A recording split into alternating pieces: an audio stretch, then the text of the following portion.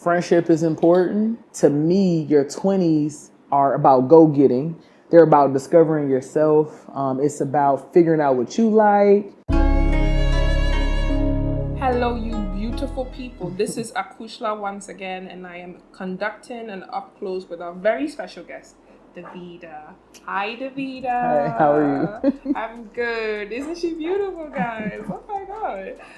Wonderful. Okay, so let's set the ball rolling by asking the first question. Davida, who are you? Who is Davida?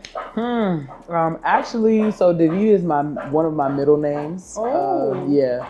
But my first name is Judea, and I actually go by Davida and Aileen, which are both my middle names, on social media because I work with adults with disabilities, mental disabilities, and sometimes they will try to add you. And, I don't want people to be able to find me, my clients and whatnot. Yeah. So, and even when I was working with children, they'll also try to find you on social media. Wow. So I took my first name off, but yeah, that's pretty much me. Davida. I give back to my community. Okay. I travel, I eat, I work out, and that's really it.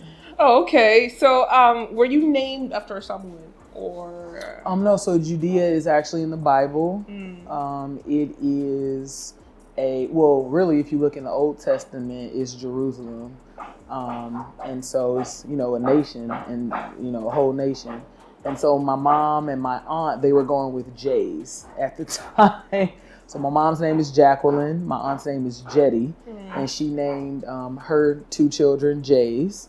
And then, my mom was like, oh, we're going to keep it going. So, she named me Judea. And then my middle names are kind of she kind of put together her middle name and my dad's middle name to make my two middle names. And Davida and... so my dad's first name is David.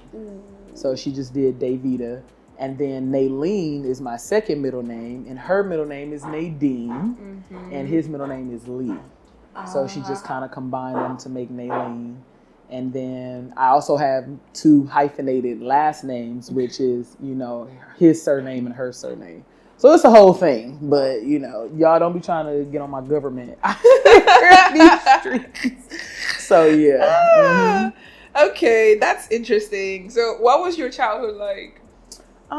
It was nice. So I was raised by my mom. She was a single parent. And we lived with my grandpa for some time until he passed away. So he was kind of like my father figure. We also lived with, I guess all of us together, my aunt, my grandpa, me and my mom. And so, I had really three adults kind of raising me.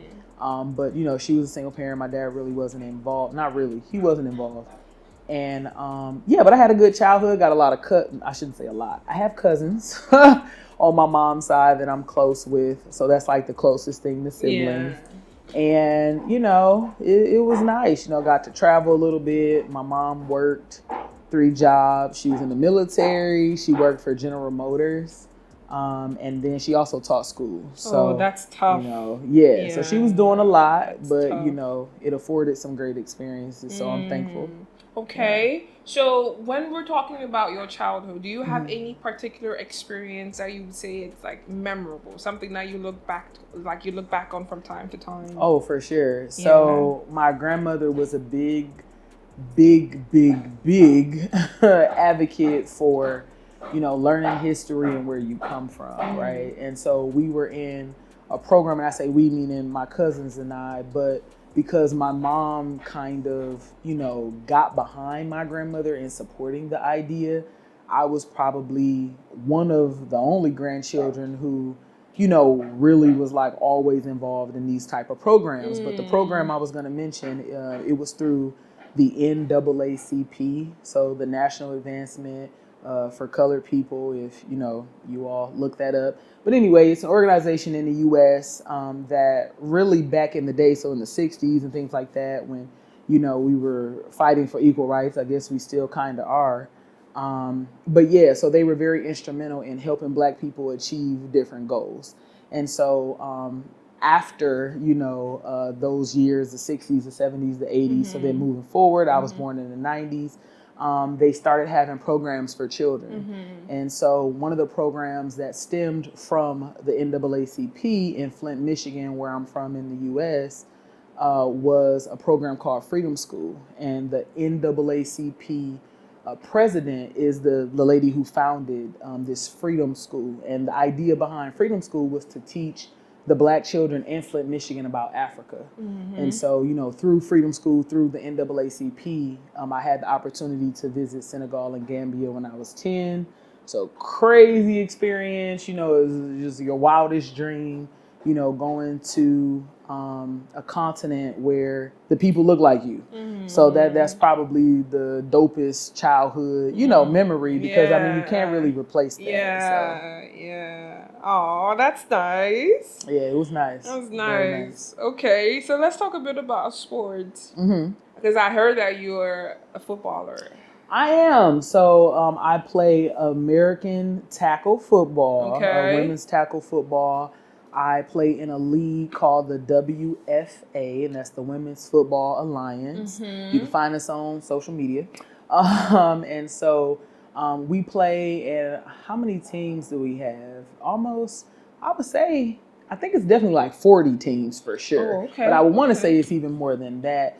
They're the longest standing organization for women's tackle football at the time. There have been a couple, here and there, but, the WFA is the longest standing.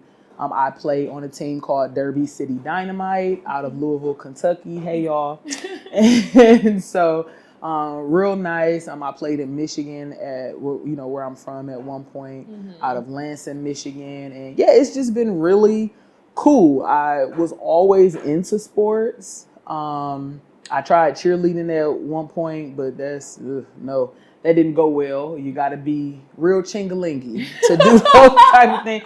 So that was a no. And then I tried basketball, but it was just the level of coordination. I just wasn't there. So I was like, well, now what? And one of the basketball coaches saw me in like gym class or something in middle school, or as y'all say, junior high school. And, he was like, you should come do track. And I was like, sir, I'm not running. Like, I'm just not. Like, I'm not running unless it's to the kitchen to get a snack. So, and he was like, no, I don't want you to run. I want you to throw shot put. And shot put is like a field event of track and field. And so, in discus and things like that. So, shot put was super dope. I did have to run, just a little bit. But it was wonderful, so it gave me the opportunity to compete. I really enjoyed it. I did that all the way up until grad school, actually. I didn't get like a scholarship for it in college, but I just loved it so much that I, did it anyway. Yeah. And then I did like swimming in high school, tennis, like love Serena. So we had to try tennis. Definitely shout out to Serena because it is not easy. I was not great. But definitely swimming. And then after that, after you graduate, you're done playing sports, you kind of go into this like, post athletic. It's almost like, what do I do now? Right? Because you've been in the gym, you've been working towards a goal, and then you don't have any goals. And so I was just like, girl, I got to find something to do.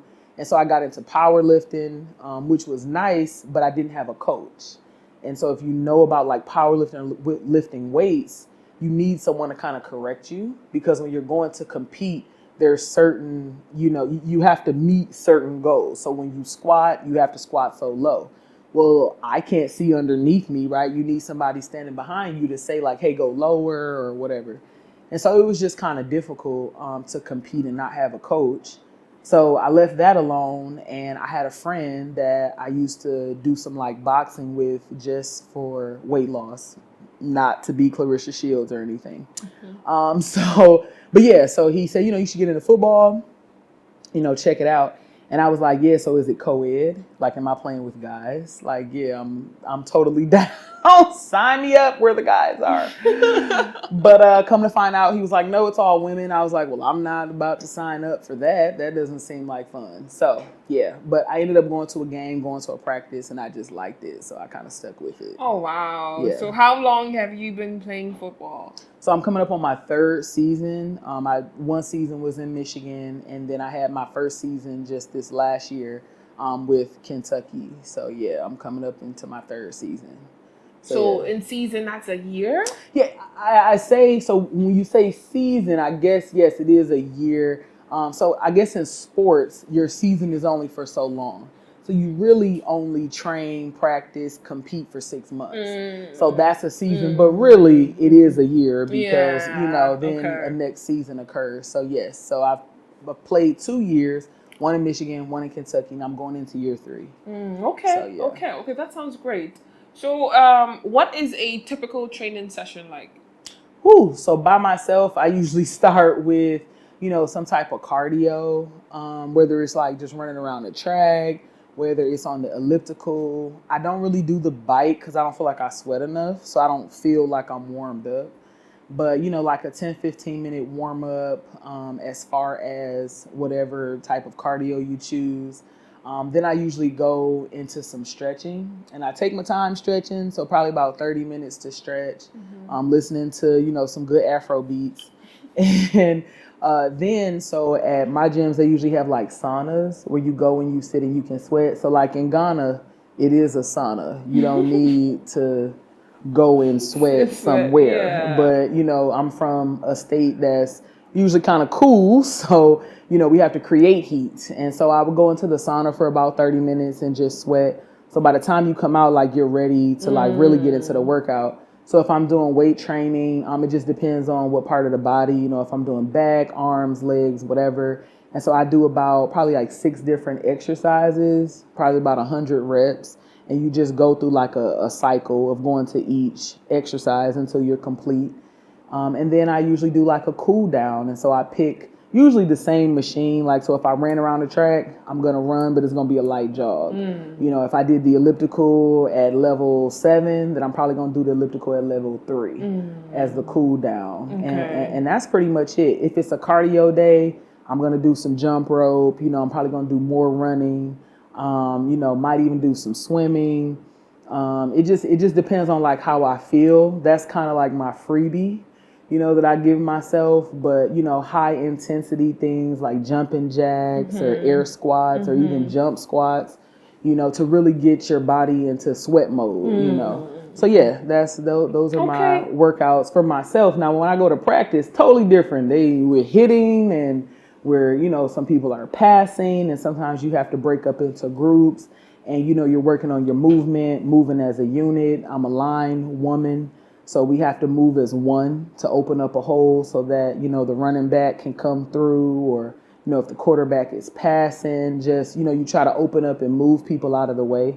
So that's really the goal as I'm an offensive left tackle. I usually only play offense. And so that's really the goal of that. And so, but they start us out running, doing all types of crazy stuff, honey. The big people, it's like, put the big people over here, okay? Give them the big people workout. Then give the little people the workout. Separate the groups. Because by the time it's time to hit people, honey, I'm tired, okay? So yeah, so it just depends on what the coach wants us to do for that day. Okay. So apart from the training requirements, would you say that when you're playing tackle football, there is a mental, your head, your mind needs to be at like a particular mental state in order for you to be able to effectively participate? And what is that like for you? Yeah, absolutely. You have to have a certain mental toughness. I mean, you literally have people come and see, like when I watched football, I didn't really understand. Like I was really just watching for the guys to be running back and forth. So when you're on the field, it is a different level of intensity, if that's the word I want to use. There are people literally coming to knock you over. And I don't know, like as a human, I don't even think our bodies are like, like somebody running towards you, you're probably going to back away. But to go to it is a totally different, it's almost crazy, right? So you have somebody coming to knock you over, to essentially hurt you, because if they get you out of the game, right, like then they would have to replace you with somebody or your team would have to forfeit. So the goal is to really hurt you when you can't play, not literally hurt you as a person, right? As Judea, they don't want to hurt me, but just hurt my team in the sense that their team wants to win. So when you understand that, you have to move, right? You have to be physically aggressive at the point of attack. You have to have the mentality of, I'm going to get you before you get me. You have to be ready to open up, spaces for the person to get yards so that eventually you can make a touchdown, or so that person can make a touchdown. You have to have your sisters back, right? Your teammates back, and know that, the defense is like coming for them. So even when sometimes, our running back comes through, she's going, you know what I mean? And it's like, she needs protection all the way down because they're still going to try to knock her down. So, you just have to have all these things like going on in your mind in addition to remembering what the play is on top of that. So for me, I listen to, a couple like, songs that gets me in the mood where I'm like, yeah, let's go do it. And then, do some pre-workout or, take my vitamins and, my vitamin C or, whatever little ritual that I have for myself. Of course, put on my protective gear because I'm not trying to be injured out here. Yeah, definitely. We're getting elderly. Yeah. So we want to protect the bones and the kneecaps. But after I get into that headspace, then it's game time. Period. Okay, that's fine. So apart from that, have you ever felt like a real risk related to your physical health, like injury? Yeah. So I would say, so in Michigan, I think there was a game I had to literally sit out. So two things happened. One game, I was running onto the field because, so when defense is out, that's defense. I'm not on the field. I'm, getting my break. I'm breathing. But then when it's offense time, you run on the field. I start running on the field and a sharp pain like shot up my calf muscle. And I literally like just grabbed my leg and started hopping backwards like, wait, get someone else, And so like they had to roll me out and it was like pulsating. Like if you put your hand on it, you could feel it like kind of jumping. And I didn't know what it was. They're like, oh, you need to drink pickle juice and all these type of things. And I'm like, no, I'm hydrated. Like that shouldn't be the problem. So I don't know what it was, but that was like, one time where I was like, Lord, I need my calf muscles. I can't be a big girl that cannot walk. So please, let's get it together. And then another time, I actually had to sit out a game because, the same leg, same calf muscle, just, I was warming up and it was just like, you're not playing today. And I didn't pull it. It wasn't like it came, but literally I could feel pressure every time I stepped down. And I wasn't going to go on the field like that because first of all, it definitely, it's a risk on me because I could be injured, but it's also a risk on my teammates because if I'm not doing my job, right, and then the other team, gets the upper hand, then somebody on my team gets injured. So, it can be serious. Okay. That's fine. Okay, so, shifting off a bit, let's move on to relationships. Okay, she just topic to topic. Okay. So when it comes to relationships, what kind of lover would you say you are? What kind of lover? Yeah. I need specific, I don't want to say love language because I feel like that word or I could do that though. I could do love language. You could do love language. I read the book. Okay. I could do love language now. So that's very specific. Okay, all right then. So let's start with that. What is your love language? So 5 love languages, they say. I would say I am quality time. Okay. I am cool with some QT, whether it's just Netflixing, whether we're hanging out, grocery shopping, whatever it is, just some QT, or just, laying in the bed, both scrolling on our phones or whatever. I'm cool with that. I'm cool with quality time. Okay. That's probably the way to show, Now, what type of, when you say lover am I would say that whatever my partner would need, so if I'm quality time, then that's what I'm going to want. But if they are acts of service, for example, well, then that's the type of partner I would have to be, right? Because I would be serving them in whatever that looks like. So I would have to be, servicing, giving acts of service, whatever that looks like. So, and it would depend on, what he wants. Yeah. I got you. Okay. So still on that, what are you looking for in a partner? I am looking for consistency. I am looking for honesty. I am looking for a go-getter mentality. And I say that because that's not usually something you can teach. Like, I feel like certain people are born with, I'm a go get it, right? And whatever it looks like, so it looks different on different people, but a person who has it, you usually can see it, right? You can spot that whatever circumstance that they're in, they're trying to go to the next level. They're trying to go get whatever the next thing is. They're not trying to sit where they are and be stagnant. They're always trying to grow. And so I feel like that's the type of person I am. And I feel like as an equal, to my guy, he would just have to be. Plus, it's things that like I want to do that I want to do with my partner. And we would both have to have that mentality in order to achieve those goals. So I feel like those are probably, consistency, honesty, and that go-getter mentality. Yeah, I'm with you. That sounds wonderful. Okay, so based on your prior relationships, what is your most significant takeaway or the most crucial lesson that you've learned and you've carried with you and you're still carrying with you? Friendship is important. Before romantic ship. I don't know.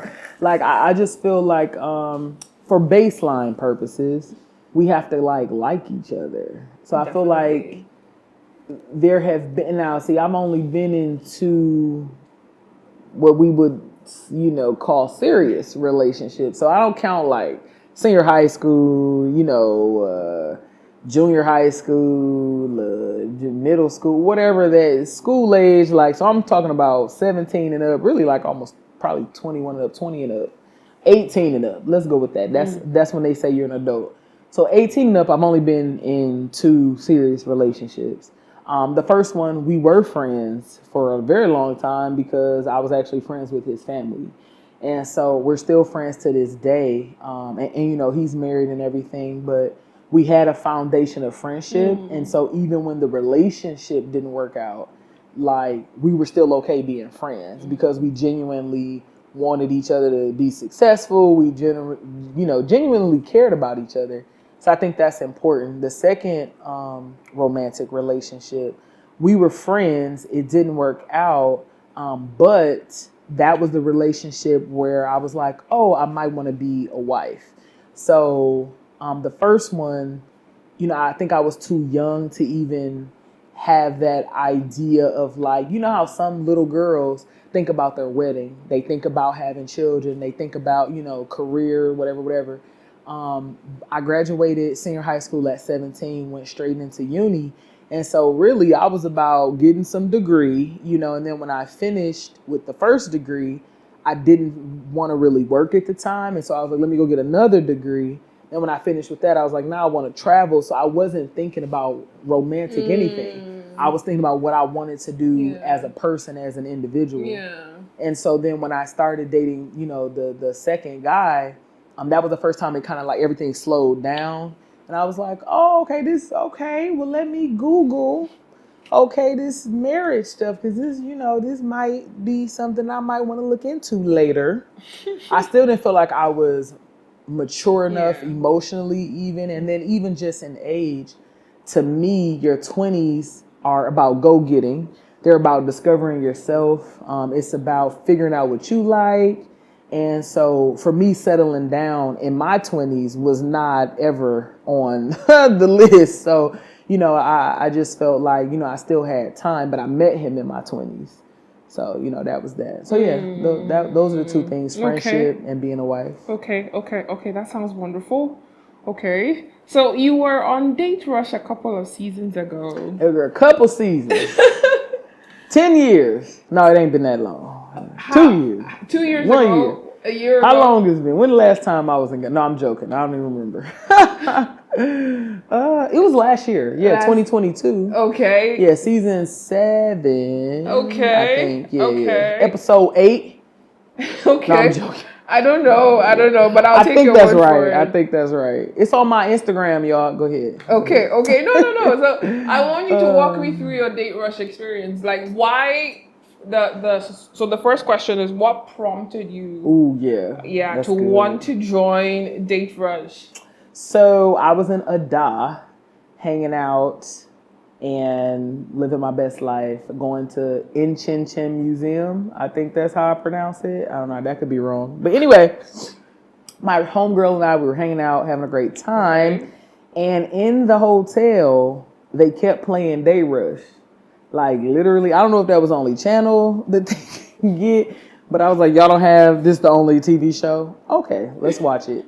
And so I just thought it was interesting, right? So I mean, we have, dating shows in America, but this was just a little different. Like just the setup, and the hotel staff, I obviously don't speak, Tree, so I would be asking questions like, what does this mean? And cry and like, tell me all these things. And so we were watching it together. And so, I just had questions and they were like, would you like to be on Date Rush? And I was like, is that a possibility? Like, no, like, stop. Like, so I'm thinking they were joking. Uh-huh.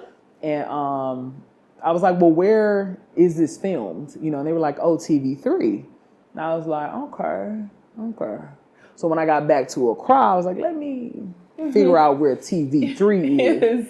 And so, I, went to TV3 and, had a conversation with a producer and, was just really asking questions. And they asked if I was single. They asked, would I be interested, in finding love, and I was like, well, of course, that's what I'm here for. That's what I'm here for in Ghana. You didn't know. So, yeah. And so, yeah, she was like, okay, and so, they invited me back and, they put me on, and it was a very interesting experience. Okay, So, okay. Yeah. So tell me about your experience. Interesting Experience. So, like, what was it? So episode. Well, I don't even. Let me not try to account episodes, but the guys were. So first of all, I didn't know. So they have like where the girl is choosing, and then where the guy is choosing. And so I didn't know whether I would be the chooser or the choosee. Okay, like. So they didn't say. And so, I came, trying to get like makeup and look, and I'm not really like a makeup person. I'm real like chill. And, they were like, no, honey, we have to get you dolled up. I was like, okay, how ugly am I really? So, I was like, all right, let's do it. Well, then, they walk you through and then it's like me and these 9 other girls on stage. And I'm like, okay, obviously I'm not the chooser out here. So, the first guy, he came on and in my mind, like he just looked young, right? Like I was, at the time, 31, 32, whatever. I was past 30. And so I'm not looking for someone who is not only, because I don't think that age does play a factor, but you could be 25 and be mature enough to date a 30-year-old, right? Or a 35-year-old. It just depends on your experience. But when you look 15 and a half, you look 21, like to me, it's like, I'm looking for a certain aesthetic, right? Like I want a tall guy, like I'm a big obolo girl, listen. So the first guy, he was short and he just had a very young looking face. And so I'm like, yeah. But let's see, right? Let's give it a go, right? I'm here looking for love. Everybody deserves love. So yeah. And, it just didn't, at the end, he didn't choose me. So I was like, well, there's that. And the second guy, I think, that was a guy, he was like really small. And I was like, I would need like 2 of you to really get the, like Chingling versus dude, you gotta, and then he was short on top, so I gotta stack you on top of you. I don't have time, no. Yeah. So, and I'm not even, I think he was actually in his late 20s and he was mature, but I was like, yeah, I don't know. But then he didn't choose me. So I was like, well, there's that. So much for me caring about what. Then I think there was another episode, the guy was American and he was in his 40s. And, as an African American, right, like coming to Ghana, coming to Africa, the experience or the goal is to unite with your people, right? I can get African Americans back in America. You know what I mean? So when he came out, I was like, okay, well, let me see. He's grown. At least we know he can afford a ticket. Okay, to Africa. That's nice. You know, I don't know if he works for the airport. But yeah, so, you know, he came out and, you know, it was evident, you know, really instantly to me, like being on stage, that I was not, you know, the person that he was going to choose, which was okay. And then the last guy, I don't like dogs. So like he came out with a little doggy. I don't have nothing against God's creatures, amen. But it's a no. It's a no. And so, you know, I was looking for love, but maybe love wasn't looking for me. And so I'm okay with that. And so, yeah, but it was a great experience. And, you know, definitely some of the couples, they really hit it off, because then you like get to go to these parties and different events and like you see each other socially, and you could tell like some people really clicked. And I think that the conversation around like date rush, everybody deserves love. I don't even know if like maybe you want to go in a different direction where like date rush, everybody deserves a chance or something, because I don't think you make a love connection, right? It's not like date rush is telling you to marry this person, but it's definitely having you being open to having a date and getting to know the person. Yeah. So that's super dope. Oh, okay. Okay, that's interesting. All right. So let's wrap up with, what would you say are your red flags in relationships? Not just actual relationships, but like friendships, deep relationships that you have. Yeah, relationships in general. Relationships in general, yeah. What are some of your red flags and what are some of your green flags? I think we can end with that, yeah. Okay. So when it comes to, I would probably say most of my relationships, I'm about open communication, right? And so that just means that I should never have to think about what my place is with you. So, you know, if I'm your daughter, for example, right, like I should never have to worry about or think about, you know, does my mom love me? Does my dad love me? You know, like you should be showing that, communicating that, and whatever that looks like for those two people. So for me and, you know, my parent. So I would say the same thing even in friendships, that, you know, with, you know, my home girls, my home guys, I don't have to ask about my place in their life. They shouldn't have to ask about their place in my life. Like we have solidified that this is what it is. If you want to use the phrase ride or die, like, you know, like that's what it is. I would prefer not to die. I would prefer to ride. So, you know, if we have solidified a place in each other's life, in each other's heart, then that's what it is. I don't have to question where their loyalty lies. And so I would then, you know, you go into romantic relationships and you expect the same, because like I said, you know, you want to have a friendship first. And so definitely loyalty, but then just open communication. Sometimes it can be difficult if two people are coming from different spaces, different traumas, different family histories, different religions, different cultures, whatever. But if you have communication, then, you know, you should be okay. So I think that's probably the most important for me. And that's what I would like to see, you know, moving forward when, you know, if I'm going to, you know, advance a guy, if he's going to advance me, like that's what I'm, you know, looking for, is that communication. So, yeah. Oh, thank you so much. You've been such a delight to talk to, Davida. Thank you. Thank y'all for having me. I appreciate it. Oh, we appreciate you. All right, please, do you have any last remarks? No, you know what? Not really. Thank y'all for having me. The questions were on point. Oh. I mean, shout out to the questioner, okay? Yes, whoever's writing these questions in the back, you know, thank you. The questions were great. Thank y'all for having me. I'm really grateful. I appreciate being here.